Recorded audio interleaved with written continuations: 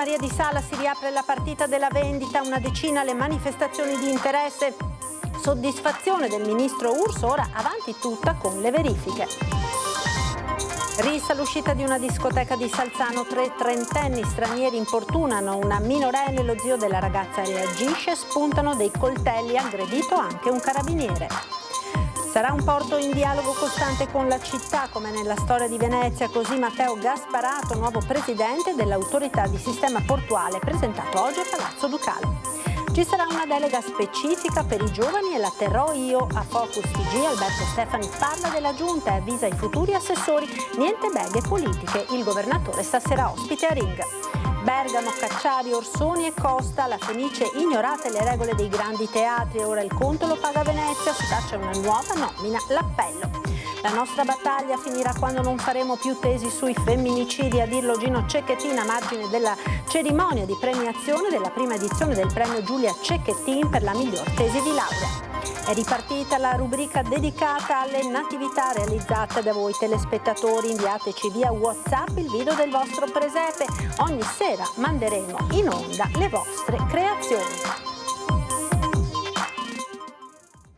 Buonasera e ben ritrovati con l'edizione di Venezia dei nostri telegiornali. Come ogni lunedì in primo piano il sondaggio di Antenna 3, continua il Toto Giunta per le regionali. Fin da subito Alberto Stefani ha posto un accento sul valore degli amministratori locali per la scelta degli assessori. Allora vi chiediamo, Giunta Stefani, una squadra composta da sindaci, è giusto? Potete rispondere con le consuete modalità ai numeri che vedete in sovraimpressione. L'esito del sondaggio come sempre verrà reso noto nel corso di Ring, in onda a partire dalle 21.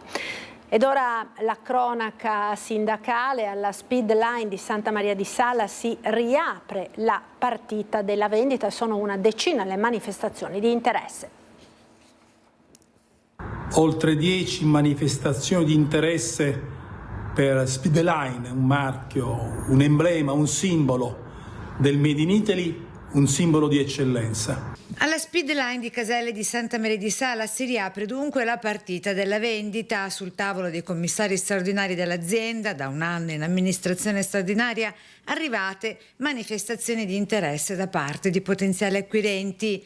Tra i soggetti interessati compaiono anche alcuni grandi player internazionali del settore delle materie prime, con operatori della filiera automotive. Si è lavorato per arrivare ad una soluzione, ora mi auguro che questa soluzione ci sia nell'interesse dei lavoratori innanzitutto, nell'interesse del settore e con la possibilità di rilanciare l'attività. Le manifestazioni di interesse ricevute dimostrano che il mercato valuta concretamente la Speed Line come un'opportunità di investimento.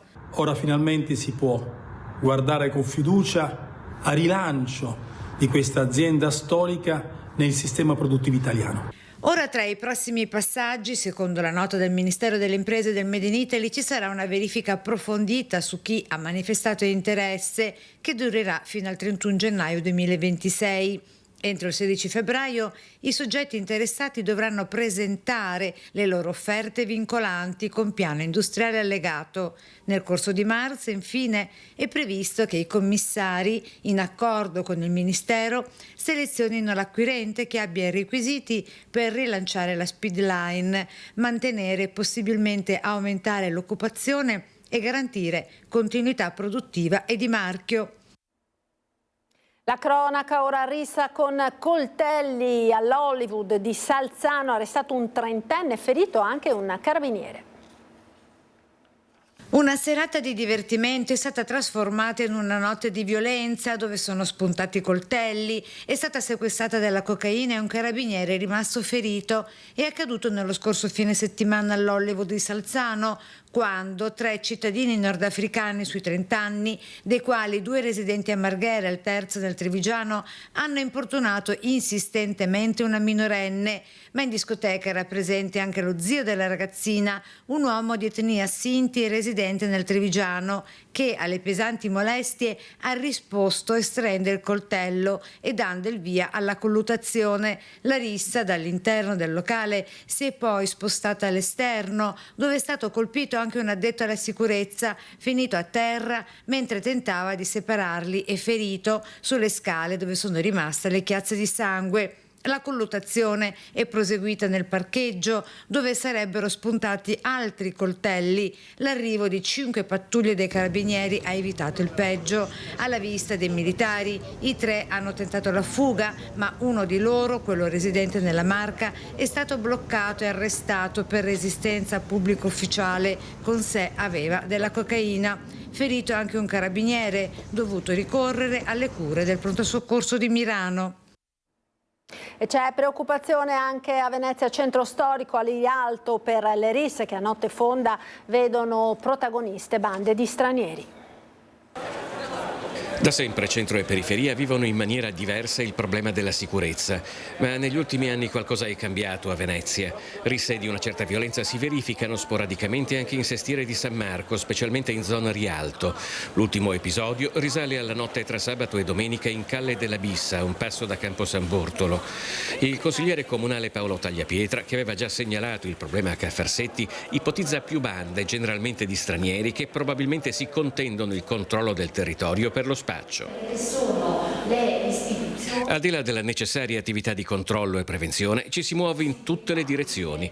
L'Università IUAV di Venezia ha siglato un accordo con la Prefettura per un programma di ricerca applicata e progettazione innovativa finalizzato a migliorare le politiche di sicurezza urbana. L'obiettivo di questo protocollo è quello di creare sempre più momenti di confronto per far crescere anche l'ottica di una progettualità che coinvolga anche il territorio, la parte edilizia, la parte urbanistica, non solo del mondo privato ma anche di tutto quello che riguarda anche l'edilizia degli uffici pubblici. Ciò che può offrire la facoltà di architettura è ad esempio lo studio della criminalità e delle sue dinamiche sociali, anche attraverso un'analisi degli spazi urbani più problematici, fino a sviluppare strategie di prevenzione. C'è un rapporto tra architettura, spazi e rapporti sociali. Questo è un rapporto difficile da dire, alcune nuove scienze, neuroscienze stanno tentando di studiare questi rapporti. Quando siamo borderline proprio con la conoscenza, diciamo, la conoscenza è arrivata fino a un certo punto, noi stiamo tentando di portare avanti questo. Un accordo reso possibile anche da quel progetto Venezia Città Campus che tende a coinvolgere le istituzioni accademiche nella vita cittadina. Quando sono diventata assessore all'università, di concerto col sindaco, per cercare di proprio favorire queste sinergie e dare esiti complessivi dei rapporti che ci sono fra il Comune di Venezia e le istituzioni accademiche e le altre istituzioni. Attimi di paura oggi vicino al Ponte delle Guglie, poco dopo mezzogiorno, quando un vaporetto si è scontrato contro la spalla del ponte. Ancora da chiarire la dinamica dell'incidente ripreso dalle telecamere di videosorveglianza degli hotel della zona. Quello che è certo è che il capitano dell'imbarcazione ha fatto il possibile per evitare il peggio, sterzando prima che il battello con a bordo dei passeggeri sbattesse frontalmente contro il ponte. Fortunatamente nessuno è rimasto ferito. Ed incidente questa mattina verso le 8:30, quando in via Trento a Mestre, l'incrocio con via Fagarè, un'auto è finita contro un'altra vettura dopo aver centrato un palo. 2 i feriti non in pericolo di vita, un uomo e una donna di 30 anni. Sul posto gli agenti della polizia locale ed il 118 che ha trasferito i 2 feriti all'ospedale per gli accertamenti. Il lampione dell'illuminazione pubblica urtato, che non ha ceduto evitando di sfondare i veicoli, è rimasto pericolante, e questo ha reso necessario l'intervento dei vigili del fuoco per mettere in sicurezza appunto l'impianto. Prima uscita ufficiale oggi per il nuovo presidente dell'Autorità Portuale del Mare Adriatico Settentrionale, Matteo Gasparato. Io voglio che il porto sia la realtà dialogante con tutte le istituzioni della città, perché il porto è la sua città, dalla Capitaneria di Porto all'autorità della laguna, al comune, alla regione, ma anche alle istituzioni cittadine. Penso allo IUAV, come dicevo, penso alla Ca' Foscari, penso alla Biennale. Sarà un porto in costante dialogo con la città, come nella storia di Venezia, quello di Matteo Gasparato, nuovo presidente dell'autorità di sistema portuale del mare Adriatico settentrionale, e Chioggia, dove nell'arco di qualche mese aprirà una sede stabile dell'autorità, dovrà ricoprire un ruolo di ritrovata centralità. Scendendo nel dettaglio, poi, Gasparato parla del terminal offshore. Non è vero, non mi interessi, dice, rappresenta una prospettiva strategica per il futuro della portualità veneziana. Attendiamo che nel luglio del 2026, quindi fra meno di un anno, venga dichiarato, se sarà dichiarato, un vincitore, quindi da lì partirà tutto un procedimento che necessiterà per recuperare le risorse per i progetti almeno 10 anni. E in attesa dell'offshore, il porto di Venezia ha la peculiarità di avere anche un altro interlocutore. Io dal primo giorno ho iniziato questo dialogo molto stretto con il presidente dell'autorità della laguna, insieme, anche lì riannodando delle opportunità di dialogo che prima si erano un po' perse. È così difficile far andare d'accordo il porto con il MOSE? Non c'è sempre stata una grande forma di comunicazione. Ecco, il problema è parlare, mettere le cose in chiaro e avere il rispetto dei diversi ruoli e di tutte le attività che ci sono. Altro argomento sensibile è l'intermodalità. Gasparato ricorda i protocolli d'intesa firmati con RFI e CAV per realizzare progetti importanti. A Monte Sindial abbiamo una grande opportunità di far nascere un grande progetto intermodale. Oltre agli accosti delle navi appunto mercantili ci sarà la possibilità di un terminale intermodale. Questo potrebbe far crescere di 1 milione di TEU circa all'anno il traffico merci. Intanto è arrivato il parere favorevole della Commissione Via sul progetto di un nuovo sito per la messa a dimora dei sedimenti da escavo localizzato a sud dell'isola delle Tresse, passaggio fondamentale di un progetto da 82 milioni di euro che si estende su 46 ettari e prevede un volume di conferimento di quasi 7 milioni di metri cubi di sedimenti. 3 città venete nella top 10 della qualità della vita in Italia, secondo il report pubblicato dal Sole 24 Ore. C'è l'ex Scuola di Treviso che guadagna ben 18 posizioni rispetto al 2024 e si piazza al 6° posto, seguita da Verona che mantiene il 7° posto dello scorso anno. Per quanto riguarda Venezia, il capoluogo lagunare e la sua provincia perdono altre 7 posizioni e scivolano al 53° posto. Ci sarà una delega specifica per i giovani e la terrò io, siamo alla pagina politica, e poi un chiaro messaggio ai futuri assessori: niente beghe politiche. A Focus TG Alberto Stefani delinea i prossimi passi per l'attesa giunta regionale. Una cosa che chiederò agli assessori è quella di non occuparsi di dinamiche politiche partitiche. Chi farà l'assessore farà al 100% l'assessore e si occuperà al 100% della propria area di competenza. Non succederà che assessori si occuperanno di beghe politiche o di cose di questo tipo. Una delle poche cose certe sul fronte giunta al momento è questa. Non sarà forse il decalogo messo nero su bianco per i candidati in campagna elettorale, ma poco ci manca ed è in linea con il percorso delle settimane precedenti al voto. Vietate le beghe politiche per i futuri assessori, si lavora sul proprio ambito e stop. L'altra certezza: ci sarà una delega specifica sui giovani che Stefani ha già deciso di tenere per sé. Per il resto il Totogiunta continua a impazzare: 5 a Fratelli d'Italia, 4 alla Lega e 1 a Forza Italia. Lo schema ormai non si cambia. Per i nomi dei meloniani, da Valeria Mantovana a Dario Bond, interlocuzione a Roma nei prossimi giorni con i vertici, dalla Premier a Donzelli.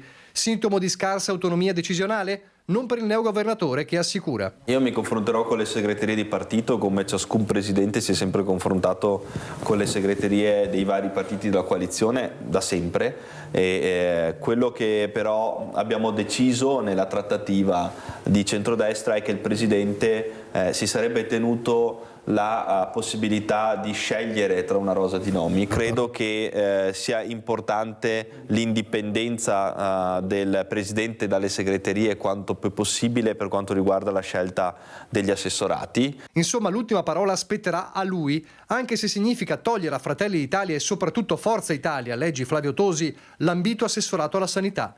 Stefani sembra quasi confermare il nome che circola da giorni, quello dell'attuale direttore generale dell'ULSS 6 e commissario dell'ULSS 1, Giuseppe Dalben. È un assessorato che si occupa di oltre l'80% del bilancio della regione del Veneto, e serve una persona che conosca l'ambiente, che conosca anche quelli che possono essere i risultati delle proprie azioni, che possa prevedere anche quelle che sono delle scelte strategiche. Intanto è arrivato anche nella sezione provinciale della sua Padova il modulo della petizione lanciata dal Carroccio di Brescia, che chiede di nominare Luca Zaia referente del Partito per il Nord per supportare la creazione di una lega territoriale gemella a quella nazionale. Ipotesi che trova Stefani freddo perché, dice, il partito territoriale c'è già. Noi in Veneto abbiamo un modello statutario, quello della Liga Veneta, che ha già una sua autonomia. Credo che l'autonomia, come sempre, vada conquistata sul campo, con idee e proposte innovative, con delle soluzioni importanti per un territorio come il nostro, che ha una forte vocazione autonomista e una forte vocazione territoriale. E quindi credo che i requisiti ci siano, ovviamente, per strutturare un partito territoriale, ma che delle forme di autonomia ci siano già e quindi vanno utilizzate quelle. Alla Fenice ignorate le regole dei grandi teatri e ora il conto lo paga Venezia, all'appello degli ex sindaci Bergamo, Cacciari, Orsoni e Costa. Bisognerebbe che qualcuno avesse il coraggio di riconoscere che si sono sbagliate delle procedure e si ricomincia da capo. Così Paolo Costa, ex sindaco di Venezia, è intervenuto con Ugo Bergamo, Massimo Cacciari e Giorgio Orsoni, a loro volta già prima cittadini di Venezia, sulla crisi della Fenice. La soluzione: si riparta da capo, dicono insieme. In una lettera appunto nel dito contro la dirigenza del teatro, la nomina di Imperio di Beatrice Venezia direttore musicale avrebbe rotto regole consolidate e prassi che tutti i grandi teatri rispettano.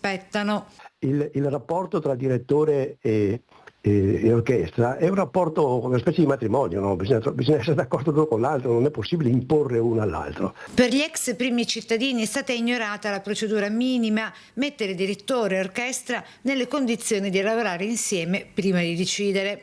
Errore che, dicono, ha inevitabilmente scatenato la reazione di orchestra e coro, impegnati a difendere l'unica cosa che conta, cioè la qualità artistica. Il modo in cui si è scelta la signora Venezia, qual è il nostro punto di vista? Che ci pare che l'orchestra e il coro hanno il diritto-dovere di difendersi. Questa crisi nasce da lì, da una forzatura che nessuna copertura politica può sanare, né quella del Consiglio di indirizzo né quella del ministro Giuli, scrivono. E la fiducia tra direttore e orchestra è il fondamento di un teatro. E Paolo Costa, particolarmente legato alla Fenice perché dopo l'incendio del 96 che la distrusse, successivamente si occupò della sua ricostruzione in qualità di commissario delegato. Si appella a evitare prove di forza. Venezia non può permettersi un teatro in guerra con se stesso, conclude. Sempre in un crescendo che mi pare, che ripeto, ha prodotto il risultato che stiamo constatando. Il pericolo che tutto questo venga rovinato per decisioni del tutto, per impuntature adesso a questo punto. La nostra battaglia finirà quando non faremo più tesi sui femminicidi, a dirlo Gino Cecchettin a margine della cerimonia di premiazione a Palazzo Ferrofini della prima edizione del premio dedicato alla figlia. 34 tesi di laurea che parlano di violenza di genere, femminicidi, è un atto di coraggio, significa che i giovani vedono la società, vivono in questa società e hanno desiderio di porre fine a questa problematica, anche con il loro contributo, che è importante perché una tesi è, l'asintoto del percorso di laurea, quindi insomma hanno deciso di dedicare la tesi a questo argomento e quindi lo considero molto importante.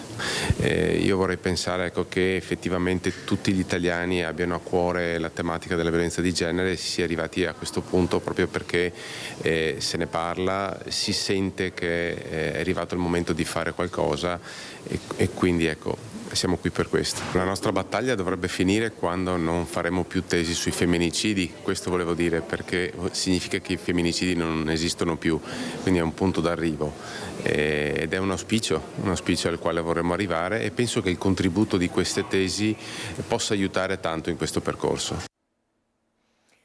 Si avvicina il Natale e riparte la nostra rubrica dedicata ai vostri presepi. Vi ricordiamo che basta inviarci un video della durata di almeno 20 secondi, realizzato tenendo il cellulare in orizzontale. Se vorrete potete fare una descrizione del presepe e registrare i vostri auguri. Il numero di WhatsApp è il consueto 351 1755 340. Specificate nome, cognome e comune di residenza. Da Venezia per questa sera, subito dopo la sigla, come sempre, il nostro meteo. Buon proseguimento.